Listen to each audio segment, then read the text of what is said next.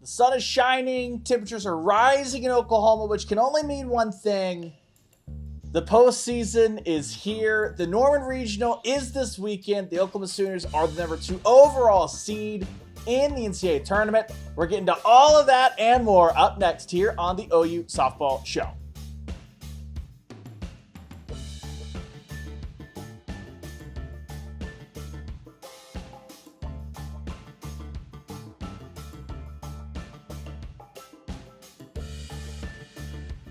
Welcome back in. Ryan Chapman here. You know the drill. It's the OU Softball Show, recapping everything from an eventful weekend out at Hall of Fame. Devon Park. It's Devon Park. It's Hall of Fame Stadium. I'm sorry, Devon. Send the check. It's Hall of Fame Stadium.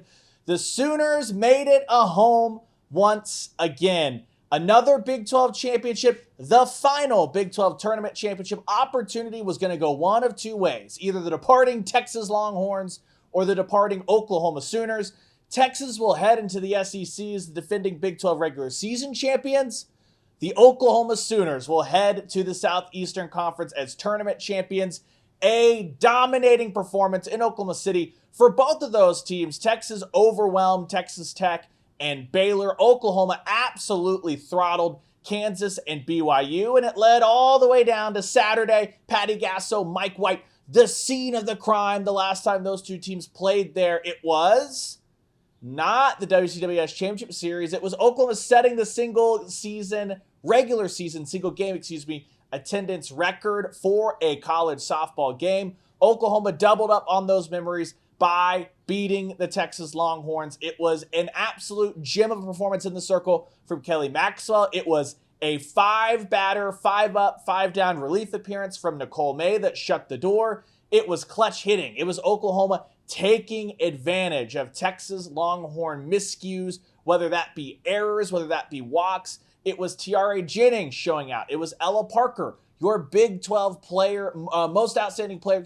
for the entire tournament. She was on fire all weekend long, and Oklahoma looked like Oklahoma. The big question: could the Sooners take that Sunday Bedlam result, roll it forward to the postseason? They did. Step one off the board. Patty Gasso retains that Big 12 tournament title, something that means a lot to Patty Gasso, who has said multiple times throughout the year she is a coach of the Big 8, a coach of the Big 12. She has spent 30 years, 3 decades in that conference. It's given so much to her. She wanted to give back to the conference one last time, and she did with a Big 12 tournament title that can never be taken from the trophy room at Love's Field. But what did that mean heading to Selection Sunday? Texas, the number 1 ranked team, number 1 RPI. Oklahoma, number 4 in the rankings. Could they jump all the way up? Number 2 in the RPI. Patty Gasso on Saturday kind of laughed off the question. She said, hey, I think all the tournament stuff is already decided. As long as we get a top 2 or 3 seed, I'm not really bothered. And she was once again right. That's why she's Patty Gasso, everybody. Texas, the number 1 seed. Oklahoma, the number 2 seed. The Sooners are going to host the Horizon League champions in Cleveland State. They will take on the Vikings for the first time in program history. That one is Friday night. Before Oklahoma takes on Cleveland State, Oregon and Boston University will face off in the first game of the Norman Regional. Boston University unbeaten in the last 26 games, undefeated in the Patriot League, and you guys know Oregon. No, not for an onside kick, not for an Alamo Bowl, for a long time. Oklahoma assistant Melissa Lombardi, former Oklahoma star Sid Romero, Oklahoma analyst Sam Martyr. That Oregon coaching staff at one point in their lives bled crimson. It should be big. It should be eventful. Here's what Patty Gasso said the Sooners are facing once they roll out the ball between the white lines this weekend at Norman Regional. Pitching.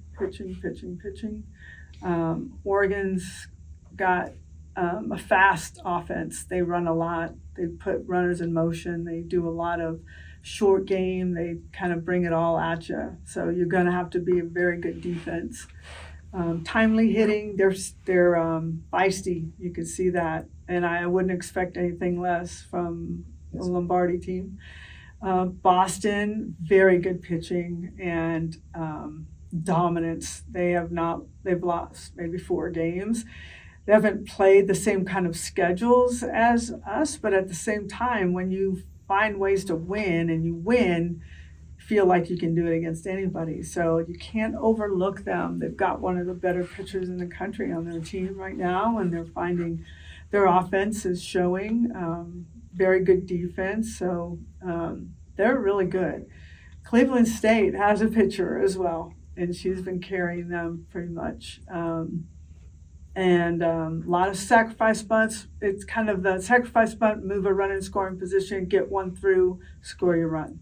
So we're going to have to be good. And I'm not telling you anything you don't know. If you're not good enough, you're going home, bottom line. And if you overlook anybody, you're going home. So we're going to have to really bow up, be ready, be at our best, ahead or behind, keep playing, grinding. Pitchers need to be on. We've got to minimize walks, keep the ball in the yard. All of those things are really important. Mission accomplished as far as getting a top 2 seed. That means Oklahoma will have a very familiar path to the Women's College World Series. They will host this regional this weekend. Should they win, they will host a super regional at Loves Field next weekend, paired up with the Tallahassee regional. Don't think we don't see you, committee. Oklahoma, Florida State having faced off in 2 of the last 3 WCWS championship series. Don't think we didn't notice that Florida State's RPI does not match the number 15 team in the country. Yet here they are. The Norman Regional, the Tallahassee Regional will link up. We'll see who makes it to Supers. But it's an interesting question. A lot of really important happenings at the Big 12 tournament. You had Kelly Maxwell be great. Obviously, Kirsten Deal, a great start. Nicole May out of the pen, something that we had talked about. It was Carly Keeney who had been the pitcher that was so steady out of the bullpen against the Cowgirls, but it was Nicole May. Keeney didn't even have an inning in the Big 12 tournament because they got Peyton Monticelli into that Kansas game. I really do wonder if Kirsten Deal hadn't been carrying a no-hitter into the last inning against BYU. I wonder if we would have seen Keeney or if Patty Gasso would have let Deal finish it out, but that's neither here nor there. None of that matters if you don't have Tiare Jennings, who broke out of her slump in the Big 12 tournament, continue to roll. Alyssa Brito continued to roll. Jada Coleman continued to roll. Ella Parker, Cassidy Pickering, the 2 freshmen, and Kinsey Hansen's been as clutch as it comes. This team it's not been a nailed-on guarantee that they've put it together at Love's Field all year long. Patty Gasso has talked all year long about the fact they're not practicing over at Love's Field. It's been really disjoint, getting dressed at Marita Hines, going back over to Love's Field, coming back to Marita Hines, back over to Love's Field, all of that stuff. But Patty Gasso really does feel like Sunday in Bedlam, maybe it was senior day, the finality of everything, that pressure released off the shoulders of the Sooners, and she thinks that they have a lot better chance to play their best softball of the year at Love's Field, something that she doesn't believe they've hit yet. Here's what Patty Gasso and then Tiare Jennings had to say about trying to defend their home turf at Love's Field as it hosts its first postseason action this year. I think our last game here really was one of our better games, and there was a lot of energy, a lot of emotion, and we've been able to practice here more now. This is our home now. We've moved in, so I think maybe our feet will be a little more grounded here, and the focus has got to be where it needs to be. We played at the Hall of Fame Stadium in front of a big crowd and played very well. So I like where we're at, and we're going to need to be our best at home. That's why we earned it. So we're going to use it. I think just super excited, getting more comfortable at Love's Field, really making it our home. And I think the more we practice on it, the more we figure it out. Just like the last game in Bedlam, like we were kind of just getting the feel for Love's and just embracing our crowd. The crowd was amazing that weekend, so really just getting them involved and just having fun with it. I mean, it's our last go around, so definitely just having fun out there, but it's definitely getting super exciting and just really comfortable playing here. Mentioned Tiare Jennings getting rolling. She had the huge RBI there against Texas. That was good to see. Patty Gasso was pretty frank on Wednesday when she spoke to the media that Tiare Jennings at one point had a massive amount of pressure that she put on her shoulders. Feels like she's worked through that now, as have a lot of those seniors. Here's what Patty Gasso had to say about Tiare Jennings just playing loose, playing free as she heads into her last postseason in college softball. Yeah, I think things looked a little bit easier for her. There's been a lot of pressing, and their lives are so different. I can't even tell you what they're doing in their lives because they have a lot of obligations with opportunities to make money. So there's added that. There's just added, I'm a senior now. There's just a lot of added. We've already talked a lot about this. And Tiare, they just got drafted. You know, everything is just always coming at them. What am I going to do? And Tiare's commitment is I am going to leave all that behind me and I'm just going to focus on my last 3 weeks as a Sooner. And when she did that, you could feel things start to fall off her a little bit. She has a story very similar to Sid Romero, and I think there was a little conversation between the two of them. They've been longtime friends. So, yeah, all I want is the best for these guys. I want them to walk off saying, I left it all here. And we've talked about that. A lot of great softball will be on display this weekend, but one of the big storylines is what's happening not really on the field. As we mentioned, OU and Cleveland State, first time they'll ever meet. Boston University, the unbeaten run, what does that look like coming out of the Patriot League? But that Oregon matchup, Patty Gasso has coached against a host of her former players, not just this year, over the past few years. She's used to that. But if Oklahoma takes on Oregon, it's going to be a bit different. Melissa Lombardi spent 21 years as Patty Gasso's assistant coach after spending 2 years in Norman as a player. 23 years in the dugout battling alongside Patty Gasso. Sid Romero, not only did she win 2 natties as a player, she came back and in 2021 and 2022, she was a GA, won 2 more national championships. Someone that Patty Gasso has spoken glowingly of in the past about her coaching chops. She spent 1 year at Duke helping them out. Now she's at Oregon. Sam Martin, assistant. She was an analyst 2021, helping with some of the offensive stuff for Oklahoma, volunteer analyst. I did ask Patty Gasso, we've talked to you a lot about the pride and competitive juices and all that you feel by inspiring one of your former players to be a head coach. How different is it going to hit, though, if it is Melissa Lombardi in that other dugout? Thought she had some really genuine words to say about how Patty Gasso, Melissa Lombardi, all that will be navigated this weekend should those teams match up. I think we purposely avoid each other. So eventually we're going, there's nothing we can do to control this.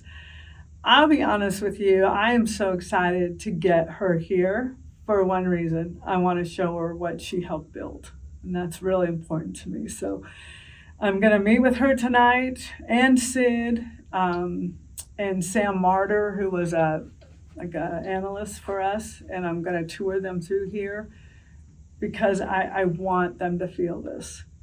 So that is what is exciting for me. After that, I'm not excited about any of that.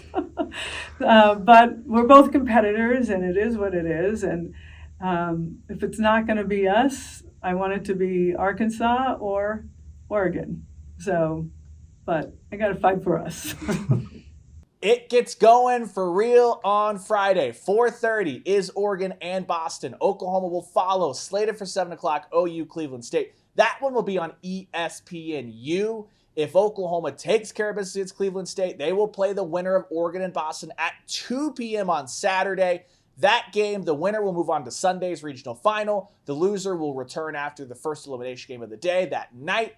It'll be a whole to-do. You guys know the drill, though, with regionals. And you know the drill with us here, si.com/college/Oklahoma. Follow for everything. Every word that is said will be posted, whether it be video-wise on Hoove's YouTube channel, John Hoover Media, whether it be game recaps, stories, all the side stories that are more than just the game recaps, from complete coverage from Hoove, John Hoover, myself. We've got Ross Lovelace, Randall Sweet, Bryce McKinnis, a whole staff going all out for the postseason, and si.com/college/Oklahoma is your place to be. And as always, follow me on Twitter, _Ryan Chapman. You can find all that stuff in one place, or it's on X. Sorry to Elon. It's X, but it's Twitter. You know the drill. Give us all a follow. And as always, whatever happens, we will be back next week recapping the season or previewing super regional action. You decide what's going down there.